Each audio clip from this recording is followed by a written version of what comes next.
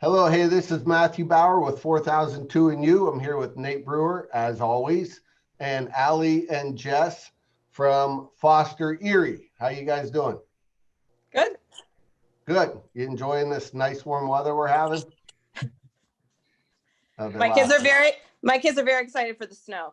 Yes, mine as well. Oh, it is snowing out there, isn't it? I hope, is it accumulating where you guys are? No, we got a couple inches out here. Oh boy. You can take your kids out to her house. There you go. I'm not looking forward to accumulation yet. So why don't you tell us a little bit about Foster Erie and shoot us what your mission statement is. Yeah, so Foster Erie exists to bring awareness to foster care and the need for more foster families in Erie County. We do this by providing tangible ways for the community to get involved. And we work with, there are 6 licensing agencies in Erie County, and we work with all 6 of them. We work with Family Services, Families United Network, the Bear Foundation, Bethesda, Harbor Creek Youth Services, and Keystone. Wow, that's a mouthful. That's a lot of different organizations, huh? And yeah. You know, I think when you guys were on last time, I asked this question because I don't think people understand the magnitude of, you know, how many different children, what's the age range, how many of them are out there to foster? Sure. So in Erie County, on any given day, there are 400 children in foster care, and their ages range from newborn to 21 years old. And how long do they usually stay as a foster child?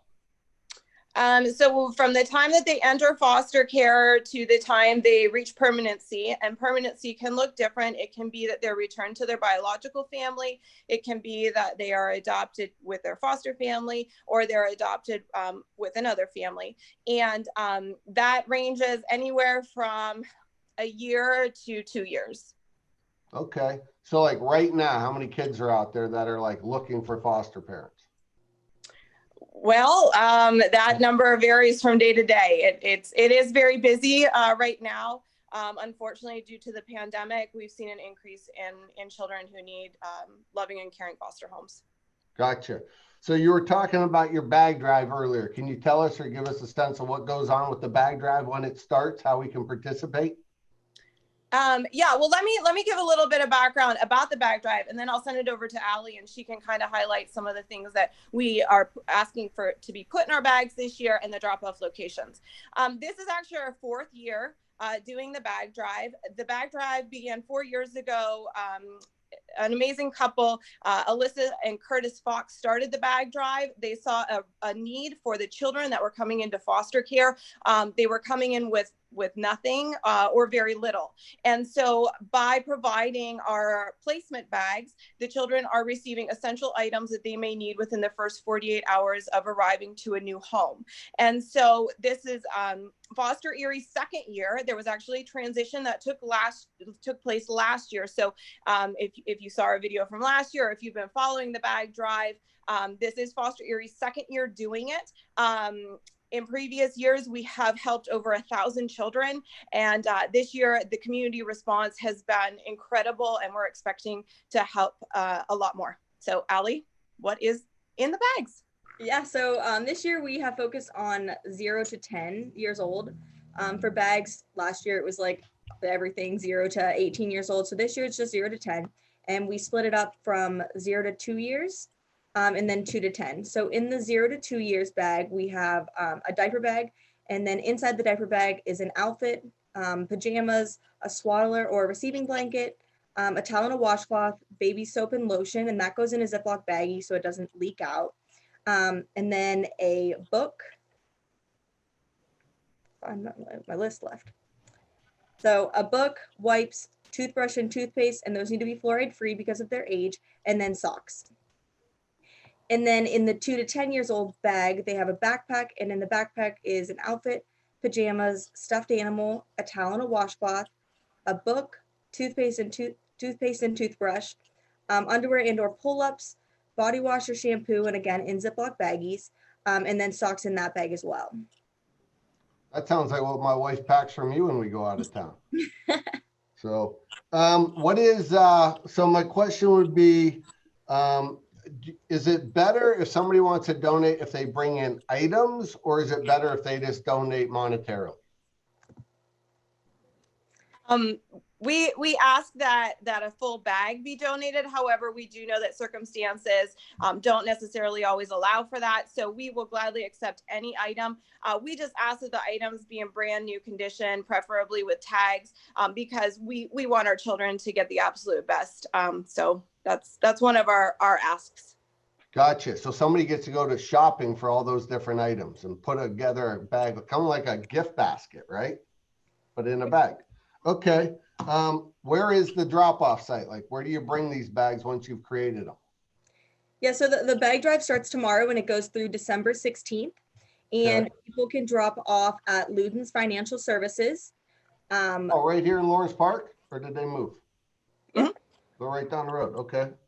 The Glenwood YMCA, the Erie Family Center, the Mill Village Volunteer Fire Department, Erie County OCY, or Weichert Realtors. Those are our drop-off locations this year. You got them all over the place. Yeah, we're trying to make it easy so people can go wherever's nearest them. Gotcha.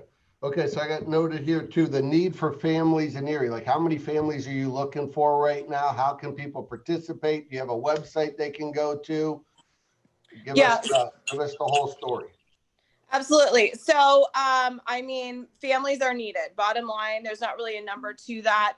Anyone who has a heart to welcome a child into their home and to love and care for them is somebody that we could use or is needed.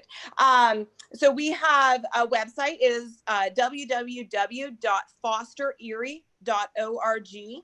And they can go there and they can get some information about the bag drive. They can get information about the different agencies, the licensing agencies.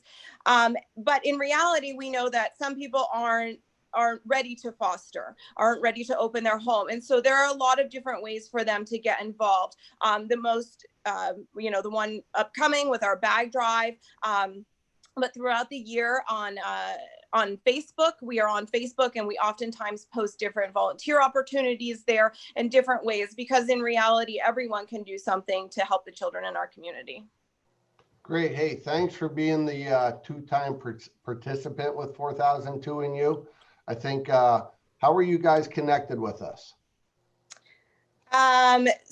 Someone nominated us. It's Sherry Lynn. Sherry Lynn. Okay, cool. So I think she nominated you guys twice. We usually ask, like, we give a monetary donation. So what would that go to? Would that go to create more bags for the bag drop this year? Yes, that would be used to create bags, much like we did last year. And like Ali mentioned, we are in need of 0 to 10. Mostly 0 to 24 months is really what we need. So we will use the money to focus on that 0 to 24 month, those 0 to 24 month bags. Jess, can you share a little bit, like you did last time, about how these bags are used? Like, what exactly? I don't think we touched on it today.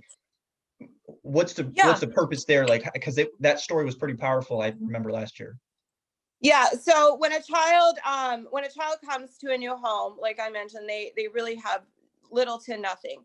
And when they arrive at their new home, these bags give them the essential items they might need within the first 48 hours of being in their new home. I will share a sweet story. There was a little girl who came into care, and in her bag was a very simple toothbrush. I think it was a Shopkins toothbrush with a little thing of toothpaste and a cup to rinse her mouth out with. And that was her most prized possession, was that little cup that she could use, that she could call her very own, to brush her teeth and rinse her mouth out after brushing her teeth. So there really is, these bags provide so much to these children and remind them that they are worthy and that they're valuable and that somebody cares. That's awesome. Who came up with these ideas? Well, they are all over the country. However, the Foxes got their idea from the Foster Love Project down in Pittsburgh. They have a giant bag drive every year, and the Foxes, like I mentioned, saw a need in our community to do something like this, and that's how the bag drive started up in Erie. Great. Hey, thanks for participating with us, Ali, Jess. I mean, it sounds like you guys are doing tremendous things in our community. And we hope we can help you spread the word. It's Absolutely. just kind of, it brings it home when you can actually talk to someone that's, you know, dealing with foster kids and understands, you know, the need in our area. But have a merry Thanksgiving and a happy Christmas. Okay. So Thank this is you. Matt Bauer, Nate Brewer, Allie, and Jess, and we're signing off for 4002 and you. See ya. Thank you. You're welcome.